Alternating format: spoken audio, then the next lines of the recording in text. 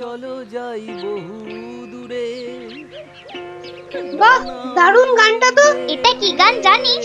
বাবা, এ আবার সঙ্গীত বিশারদ এলেন কোথা থেকে? জানো না দাদা, এটা হলো বাউল গান। বাবা, এত সব গায়কদের সঙ্গে থাকছি রে বাবা। আহ গুলটে, যেটা জানিস না সেটা জেনে নে না। আপনারা যাবে গানটা শুনতে? কিন্তু বুঝতে পারছি না তো কোথায় হচ্ছে গানটা। আমার মনে হচ্ছে নদীর ধার থেকে আসছে গানটা। তাহলে চলো, চল চল।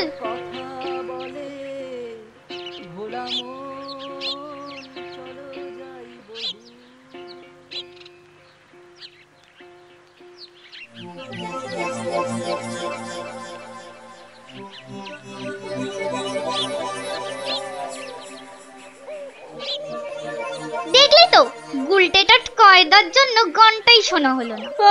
যত দোষ নন্দ ঘোষ। গুলটে, মুখ সামলে কথা বলবি, নলে কি করবি? মারবি? আবার তোরা শুরু করলি তো। আর কোনো ঝামেলা নয়, চুপচাপ। কেন রে? কারণ গোপাল দাদু অন, ঝামেলার সব গান। ওফ, কি ইংলিশ পড়েছিস রে টাপা। কি ব্যাপার রে, সবাই কি আমার জন্যই তা তো মনে হচ্ছে না। না মানে গোপাল দাদু, আমরা এসেছিলাম এক বাউলের গান শুনতে, কিন্তু আসতে অনেক দেরি হয়ে গেল। আর সেও তো চলে গেল। তাহলে এখন কি? এ প্রশ্নের আবার কোনো মানে হয় নাকি? এখন গল্প শুনবো। হ্যাঁ হ্যাঁ গোপাল দাদু, গল্প শুনবো, গল্প শুনবো। হ্যাঁ হ্যাঁ গোপাল দাদু, গল্প শুনবো। বেশ বেশ বেশ, আজ তাহলে এক বাউল চোরের গল্প শোনায়, বুঝলি? শোন তবে। শুরু করো শুরু করো, আর তর্স হয়েছে না। একবার হয়েছে কি, মহারাজ আর তার মন্ত্রী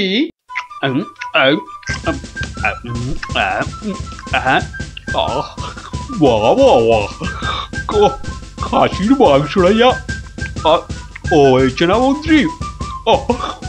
মনে হচ্ছে খেয়েই যায় আর খেয়েই যায়। চিংড়ির যা চেহারা মহারাজ, একেবারে এক একটাতে পাত যে পুরো ভরে গেল মহারাজ। হ্যাঁ, খাও খাও মন্ত্রী, যত খাবে তত দেখবে তোমার বুদ্ধিও খুলবে। কেন মহারাজ, আমার মাথার বুদ্ধি কি তালা দিয়ে বন্ধ করা আছে? হ্যাঁ, বুদ্ধি? তুমি হাসালে মন্ত্রী, বুদ্ধি কোথায়? তোমার মাথায় তো গোবর ভর্তি। তাই বলছি, ভালো ভালো খাবার বেশি বেশি করে খাও, দেখবে মাথার ওই গোবরটা কিছুটা হলেও কমবে। কিন্তু মহারাজ, খাবার তো নিচের দিকে যায়, মাথার দিকে যাবে কেমন করে? বললাম না, তোমার মাথায় পুরো গোবর ভরা।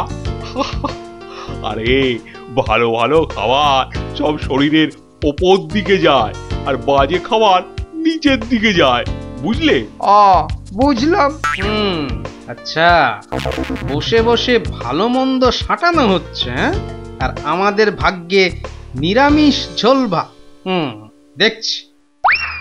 সাবধান সাবধান সাবধান, দুপুরের খাওয়ার পর আবার রাজসভায় আসছেন মহারাজ কৃষ্ণচন্দ্র।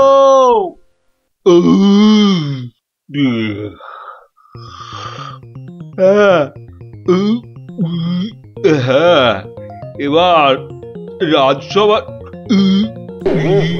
কাজ আবার আরম্ভ হোক। যা গরম পড়েছে, আজ মনে হচ্ছে বৃষ্টি হবেই।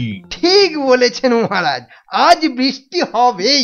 এই বসন্তকালে বৃষ্টি, এরকম তো শুনিনি মহারাজ। শোনোনি, এবার শুনলে? হ্যাঁ, সে না হয় শুনলাম, কিন্তু বৃষ্টি কিছুতেই হবে না মহারাজ। কি বলছো গোপাল, এরকম গরম আর বৃষ্টি হবে না? আর মহারাজ বলছেন বলে কথা। হ্যাঁ, বসন্তকালে আবার গরম কোথায়? তোমার কি মাথা খারাপ হয়ে গেল গোপাল? হ্যাঁ, মহারাজ বলছেন গরম লাগছে, আর তুমি বলছো গরম কোথায়? হ্যাঁ, সে তো মহারাজ দুপুরে পাঁঠার মাংসটা বেশি খেয়ে ফেলেছেন, আবার তার উপর খেয়েছেন ইয়া পেল্লাই চেহারার চিংড়ি মাছের মালাইকারি। গোপাল ঠিক দেখে ফেলেছে আমার আজকের বেশি খাওয়া। আর আপনিও কম সাটাননি। তুমি কি বলতে চাইছোটা কি? কি বলতে চাইছো? বলছি শুধু এত বেশি আর গুরুপাক খেলে ওনার আপনার গরম লাগবে না তো কি নিরামিষ ঝোল ভাত খাওয়া ভুড়িওয়ালা গোপালের গরম লাগবে মন্ত্রী মশাই? গোপাল, হচ্ছিল কথা গরম আর বৃষ্টি নিয়ে, সেখান থেকে তুমি লাভ দিলে সোজা একেবারে মহারাজ আর আমার খাওয়া। হ্যাঁ বাহ, আমি তো শুধু গরমের কারণটা আর তার ফলাফলটাই ব্যাখ্যা করছিলাম। এই রে, শাক ঢাকতে গিয়ে মাছ না বেরিয়ে পড়ে। মন্ত্রী, কি আরম্ভ করলে বলো তো? মহারাজ, গোপাল আপনার আর আমার খাওয়ার নিয়ে খোঁটা দিচ্ছে। হয়েছে হয়েছে, তাহলে আজকের মতো সভা শেষ।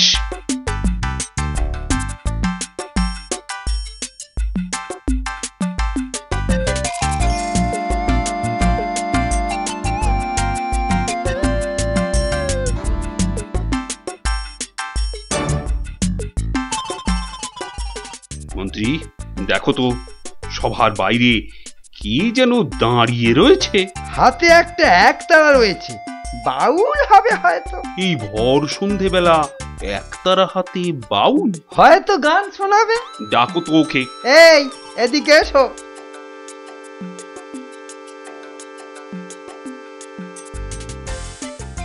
মহারাজ, অনেক দিন ধরে অপেক্ষার পর আপনার দেখা পেয়েছি।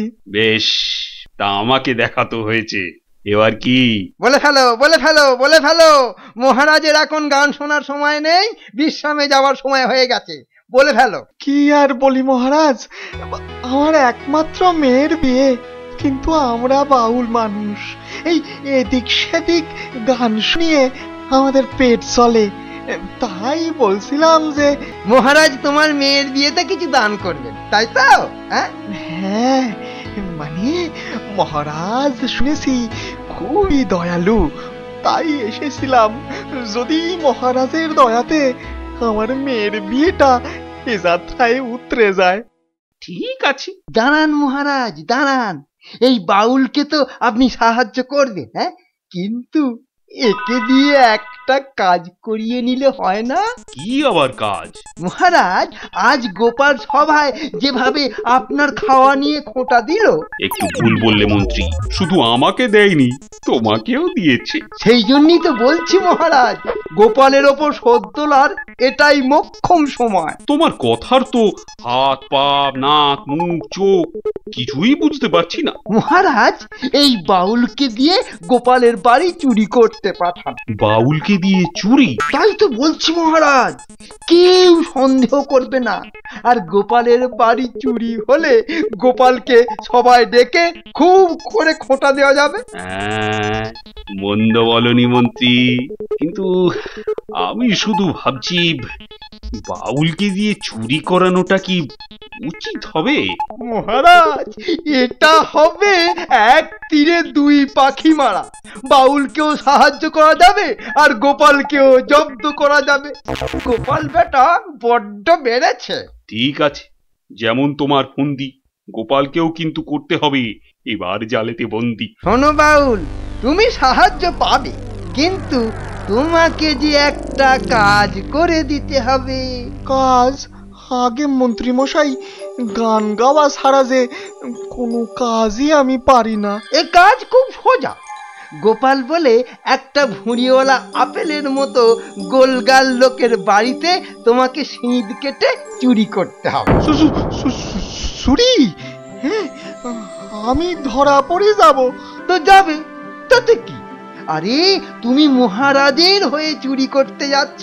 তোমার কোনো ভয় নেই বাউল, তোমাকে শীত কাটার সব রকম ভেষ করিয়েই দেওয়া হবে। যা আপনার আদেশ মহারাজ।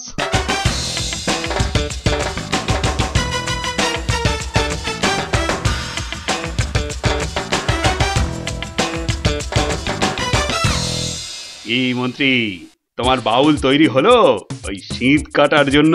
পুরোপুরি মহারাজ। দেখো, আবার গোপালের কাছে না মুখ চুন হয়। এবার পাশা পাল্টাবে মহারাজ। দেখুন না গোপালের মুখই এবার কেমন চুনকাম করি। গোপালের গোল মুখটা চুনকাম করলে কেমন লাগবে ভেবে ভেবেই হাসিতে পেটটা মনে হচ্ছে পেটেই যাবে।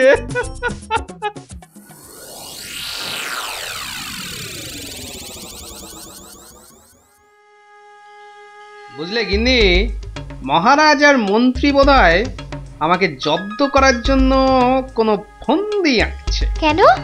ওরা শুধু শুধু কেন তোমাকে জব্দ করতে যাবে?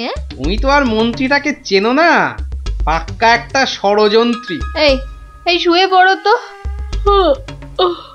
আমার ঘুমের চোখ বন্ধ হয়ে আসছে। শুয়ে পড়ো শুয়ে পড়ো। আহা গিন্নি, তুমি বুঝতে পারছো না, মন্ত্রীটা একটা, এই দেখো ঠিকই নাকও ডাকা শুরু হয়ে গেল। কিন্তু মহারাজ যেন কদিন ধরে ঠিকভাবে কথা বলছেন না আমার সঙ্গে, কেমন যেন এড়িয়ে এড়িয়ে চলছেন। আর মন্ত্রীর কদিন ধরে সভায় পাত্তাই বা নেই কেন?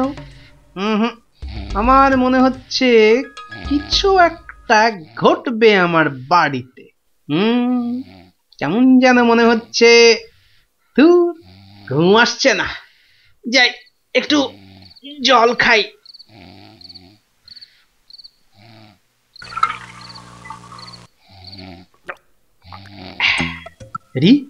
কিসের যেন একটা শব্দ হচ্ছে, কে যেন মাটি কাটছে। হ্যাঁ ঠিক তাই, ঠিক শুনেছি, এ তো শীত কাটছে। দাঁড়া বেটা চোর, তোকে এবার দেখাচ্ছি মজা। মনে হচ্ছে প্রায় চলে এসেছি। আর একটু কাটতে পারলেই হলো। তারপর গোপালের বাড়ি চুরি, আর চুরির জিনিস নিয়ে সোজা মন্ত্রীর কাছে। ব্যাস, তারপরে মেয়ের বিয়ের টাকা আমার হাতে।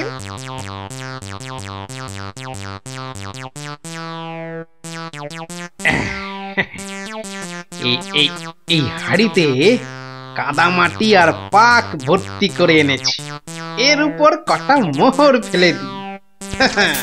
চোর তাহলে মোহর ভর্তি ভেবে এই হাড়িটা নিয়েই পালাবে, আর তারপরে চোরের খেল তো আমি দেখাবই।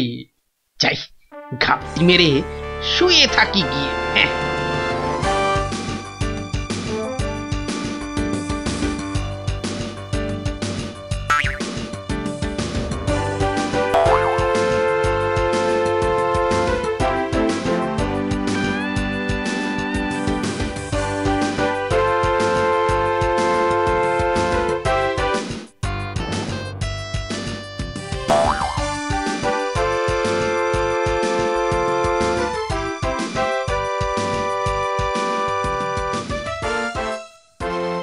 গুলতিটা কোথায় দেখি। এই পেয়েছি। এবার শুধু চোরের পেছন পেছন চলা, আর সুযোগ পেলেই হাঁড়িটা ফাটিয়ে ফেলা। কাজ প্রায় শেষ, কিন্তু এত ভোরে কি রাজপ্রাসাদে যাব? মহারাজ বোধহয় ঘুম থেকেই ওঠেন নাই এখনো। যাকে এগোই তো, মন্ত্রী মশাইয়ের সঙ্গে দেখা হয়ে যাবে ঠিকই। ও বাবা, চোর যে প্রাসাদের দিকে যাচ্ছে। তাহলে ঠিকই ধরেছি। মনে হচ্ছে ওই মন্ত্রী মশাইয়েরই ফন্দি। দাঁড়াও, এবার দেখাচ্ছি আমার গুলতির টিপ। বাবা, এ তো চোর দেখছি সবাইকেই চেনে। আচ্ছা, মানে আমাকে জব্দ করার ফন্দিটা বেশ ভালো করেই আটা হয়েছে। আমার নাম যে গোপাল, এবার সবাই দেখবে চোরের কাদা মাখা সকাল। ওই তো মন্ত্রী মশাই, যাই ওনার কাছে গিয়েই হাঁড়িটা দিই।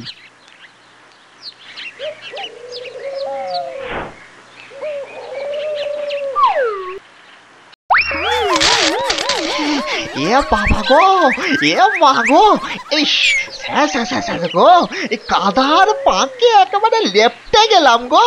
এবার কেমন চোর বাবাজি? কি এই অবস্থা তোমার কে করলো বাউল? কে আবার করবে, এই গোপাল ছাড়া। গোপাল? তুমি পাঠিয়েছিলেন চোরকে আমায় করতে জব্দ, এখন কাদা মাখামাখি হয়ে কোথায় গেল মুখের শব্দ? বাবারে, উড়িয়া বাবা, কি গন্ধ! এ বাবা, এবার আমায় গঙ্গা স্নান করতে হবে। কি হয়েছে? দেখুন মহারাজ, আপনার কথায় চুরি করতে গিয়ে আমার কি অবস্থাটাই না হলো। এ সব মন্ত্রী তোমার ওই গোবর মাথার বুদ্ধি। ছি ছি ছি ছি ছি ছি, বাউলের কি দশাটা হলো বলো দেখি। সব ওই গোপালের কাণ্ড মহারাজ। তুমি আর নাক নেড়ো না তো মন্ত্রী, এক্ষুনি যাও বাউলকে পরিষ্কার করে চান করিয়ে ওর মেয়ের বিয়ের জন্য যা অর্থ লাগে দিয়ে দাও, দিয়ে দাও। আর আমি মহারাজ? তুমি আবার কি? বাহ, চোর ধরলাম, আপনার মন্ত্রীর মাথায় যে গোবর ভর্তি সেটা দেখিয়ে দিলাম। আর হয়েছে হয়েছে, তোমারও কিছু পুরস্কার চাই, এই তো? হ্যাঁ মানে মহারাজ, এই চোর ধরার জন্য কাল সারা রাত ঘুমোইনি মহারাজ। বেশ, আজ তাহলে তোমার ছুটি। সারাদিন ধরে বাড়িতে গিন্নির সঙ্গে কাটাবে, খাবে আর ঘুমোবে। আর ভালো করে খাওয়া দাওয়ার জন্য আজ তোমার প্রাপ্তি একটা গোটা খাসি আর বেশ কয়েকটা পেল্লাই আকারের চিংড়ি মাছ। মহারাজ খুব দয়ালু। দেখো, সব খেয়ে আবার গরম লাগছে বলে লাফালাফি করো না আমার মতনে। দারুণ দারুণ। দেখলি তো মহারাজ আর মন্ত্রী কেমন জব্দ হলো। আর বাউলের কি হলো? বাউলের? সে তো তার মতো মেয়ের বিয়ের টাকা নিয়ে চলে গেল। আর তুমি? আমি মহারাজের দেওয়া খাসির মাংস আর চিংড়ি মাছের মালাইকারি খেয়ে টানা 2 দিন পাক্কা ঘুমোলাম। আর মহারাজ খোঁজ করেননি? করেনি আবার, কিন্তু এই বেটে কুম্ভকর্ণের ঘুম ভাঙায় কার সাধ্যি? হ্যাঁ, কুম্ভকর্ণটা কে দাদু? এই দেখো, তোমার মাথাটা তো দেখছি আমার ভুঁড়ির মতোই মোটা হয়ে যাচ্ছে। হ্যাঁ, ওরে গোপাল দাদু, গোপাল দাদু, বুদ্ধুরাম কোথাকার।